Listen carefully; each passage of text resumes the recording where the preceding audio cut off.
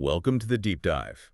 Today we're going straight into a challenge I think pretty much everyone faces, procrastination. Oh, definitely. It's universal, isn't it? Yeah, and you've shared some really great materials, specifically Scott Allen's book, Do the Hard Things First. So our goal today is to really unpack that, why we do it, and crucially, pull out some, actionable strategies people can actually use. Yeah, Like today. exactly. And Alan starts off really strong, challenging that whole idea that it's just laziness. Right. That's the easy assumption. Yeah, but he argues it's often deeper, usually rooted in fear. Fear of success even, or fear of failure, fear of discomfort. Lots of fear. Fear of success, that one always gets me. It's counterintuitive, but yeah. He calls procrastination a task avoidance addiction. And when you frame it like that, well, you see the costs, your health, your time, money, relationships. And for our listeners focused on, learning quickly without getting overwhelmed, understanding this seems to be the critical first step. Absolutely. It's foundational. So think of this deep dive as like your shortcut. We're boiling down Alan's key ideas, the practical stuff, aiming for those aha moments without drowning everyone in theory. Sounds good. Getting straight to the core. Exactly. So first up, why do we put the hard things off? Why do we do them last? What's actually going on? Well, it's fascinating how it becomes this habit loop, almost automatic, right? Alan calls it an unbreakable chain forged over time. Okay. We just naturally drift towards the easy wins, the stuff that gives you that quick hit of accomplishment. Oh, I know that feeling. Clearing out the easy emails while the big project just looms. Totally. You feel busy, but are you actually being productive on what matters? Often not. Guilty as charged. Yeah. And Alan mentions this conflict, doesn't he? Between our present self and our future self, that pull towards immediate gratification. That's a huge piece of it. Psychologists call it time inconsistency or temporal discounting. Yeah. Basically, our brain values rewards now way more than rewards later. So future you really benefits from tackling that hard project, but present you sees the immediate pleasure of, scrolling social media or grabbing a snack. That makes so much sense. The further away the reward, the less pull it has right now. Exactly. It just feels abstract. And it's not just about seeking pleasure, is it? He suggests it's also about avoiding negative feelings. Yes, that's a really key insight. Procrastination can be a coping mechanism, a way to temporarily sidestep stress, anxiety about failing, fear of judgment, maybe guilt about not starting. So putting it off gives you a moment of relief, even though it causes more stress later. Precisely.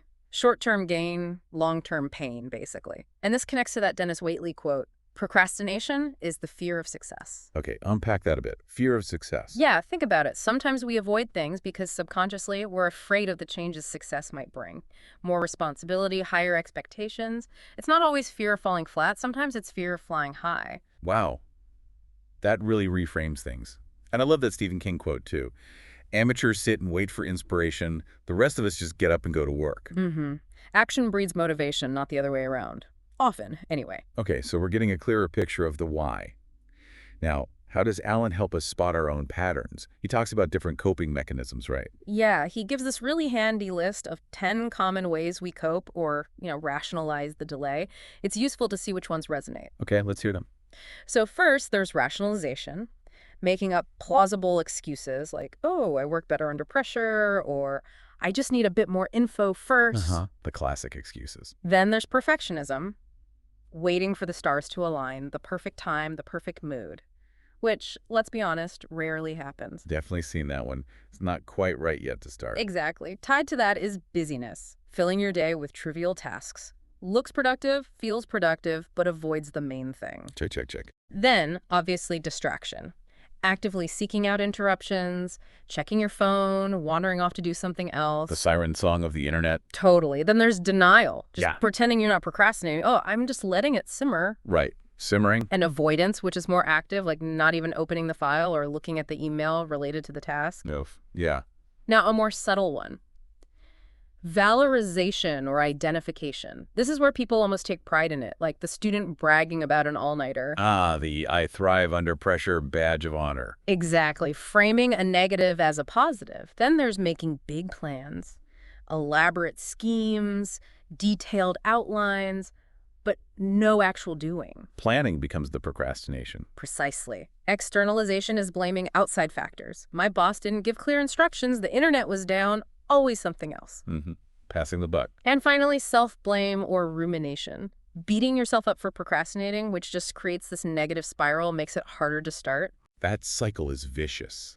Wow, okay. Seeing them listed out like that is illuminating. You can definitely spot yourself in a few of those. Right. It's about recognizing your go-to tactics. And underneath these tactics, Alan says there are 5 core fears driving the bus. What are those? These are the deeper roots. First, fear of commitment. Being hesitant to really dive in and see something through. Staying on the fence. Okay. Second, fear of the unknown. Uncertainty about the outcome or even just the process itself. What if I don't know how? What if goes wrong? That's a big one, especially with complex tasks. Huge. Third, fear of discomfort. Just avoiding the hard slog, the tedious bits, the mental effort required. Yeah, the brain wants comfort food, not mental heavy lifting. Exactly. Fourth, fear of decision-making. Getting paralyzed because you're afraid of choosing the wrong path or making a mistake. Analysis paralysis. Yep. And fifth, fear of criticism or negative feedback. Worrying what others will think or even what your own inner critic will say. That fear of judgment is powerful. Okay, so those are the deep-seated fears.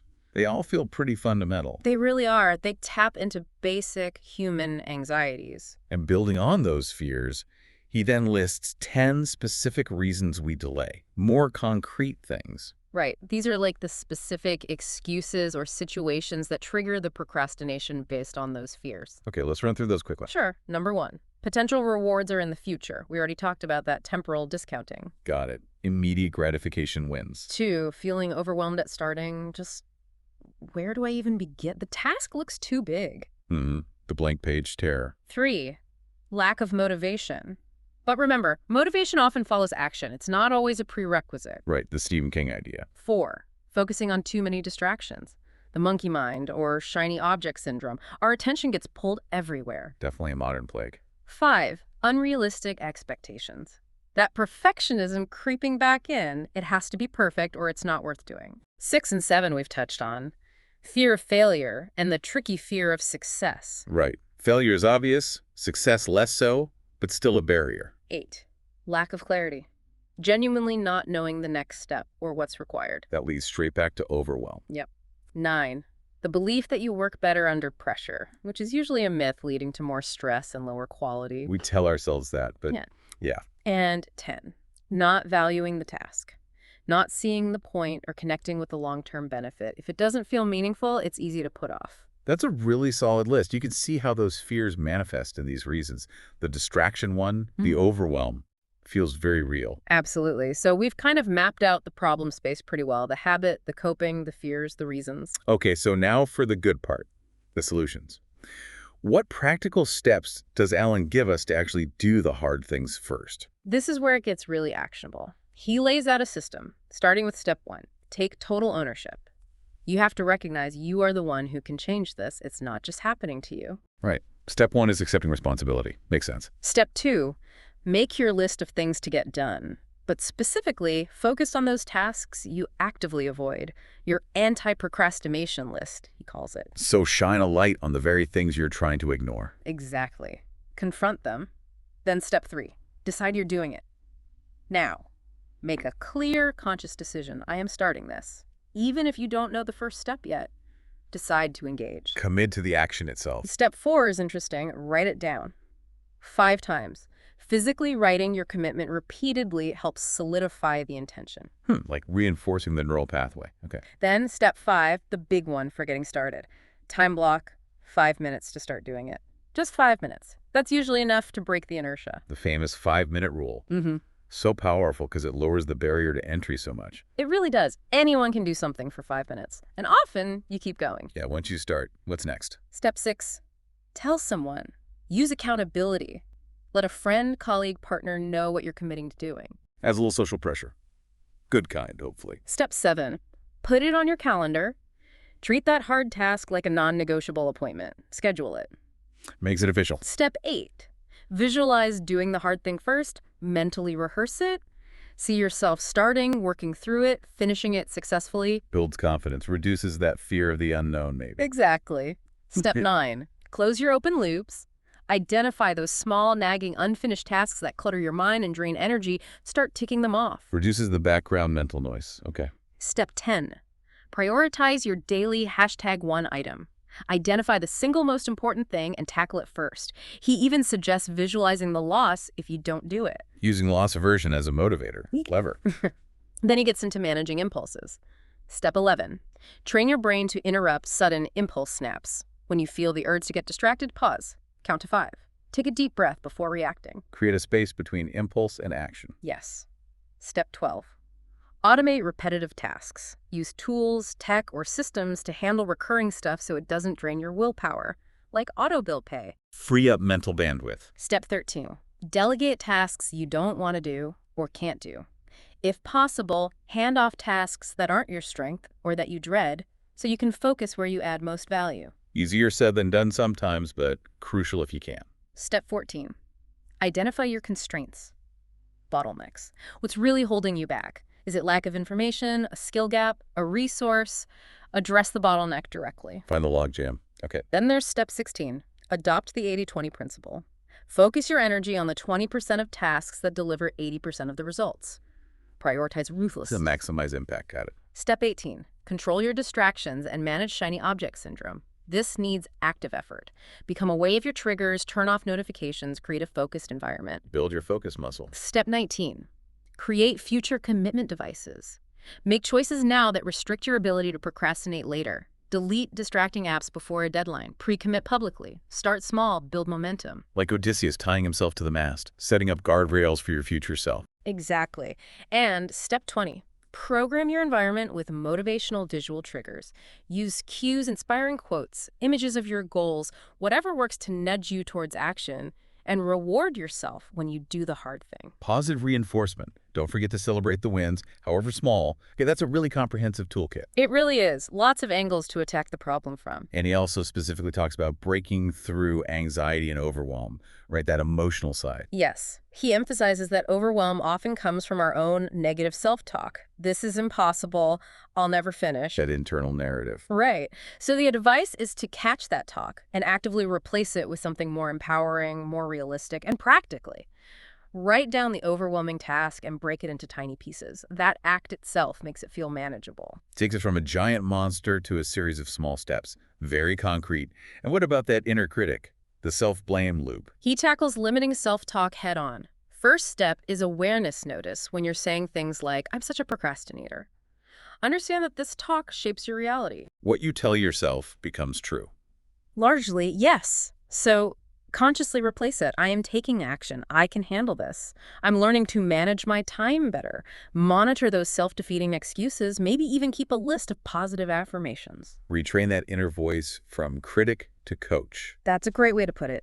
And finally, he applies these ideas beyond just work, doesn't he, to other areas of life. Yeah, briefly. He points out this isn't just about reports and projects. It's about tackling neglected chores around the home. Fixing that leaky faucet finally. Or decluttering your workspace, physical or digital. Creating order reduces friction. Makes sense. In personal relationships, it could mean having those difficult conversations you've been avoiding, maybe planning them, thinking about communication strategies. Doing the hard relational work. And finances. Tracking spending, setting up automatic savings, paying yourself first, looking into side hustles, taking proactive steps instead of avoiding the numbers. So the principle, do the hard things first, creates positive ripples everywhere. That's the idea. It builds momentum and self-efficacy across the board. Okay. This has been incredibly insightful. So for everyone listening, what are the main takeaways from this deep dive into Scott Allen's approach? Well, hopefully you've got a clear picture of why procrastination happens, the fears, the habits, the excuses. But more importantly, you now have this pretty extensive toolkit of practical strategies from Aller, things you can actually try. It's not magic, right? It's about process. Exactly. It's about learning, trying things out, being consistent with small steps, recognizing that the power to change this pattern lies in your decisions, your actions, moment by moment. Right. Small hinges swing big doors. Okay, so here's a final thought to leave you with. Think about that one hard thing you've been avoiding. The big one? Maybe. Using that 5-minute rule we talked about, what's the absolute smallest, tiniest first step you could take? Like right now, or maybe right after this? Don't wait for the perfect moment. Exactly. Don't wait for inspiration. Just take that tiny step. Because doing that starts breaking the cycle. That starts building momentum. And that unlocks the freedom and honestly, the joy that comes from actually doing the stuff that matters. So the question is, what will you choose to do first?